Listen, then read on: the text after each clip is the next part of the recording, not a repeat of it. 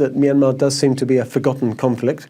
I think there's an important geopolitical dimension, so I hope that some Western countries will be interested in Myanmar as part of the sort of global context when we think about the sort of relationship with China, for example.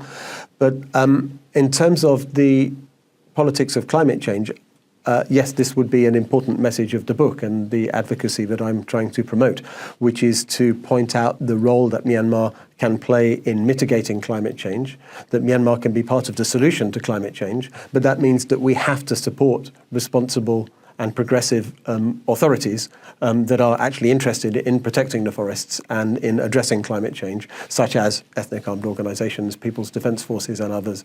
And I fear that if the military junta is able to continue in power, that we will see the rapid destruction of Myanmar's natural resources, and that will have terrible impacts on climate change mitigation and will be bad not only for Myanmar, but for the Southeast Asia region and for the world. I think from the junta, they need cash. They don't seem to care about the long-term well-being of Myanmar. I mean, we can see by their actions. And so I have very little hope that the junta can be part of the solution. Ethnic armed organizations historically don't have a great record on natural resource management. I think it's fair to say there's been a lot of destructive logging and mining activities in EAO-controlled areas. I think that is shifting. I mean, it's difficult because they are fighting an existential war for survival. They need resources, which is part of my call for better international support.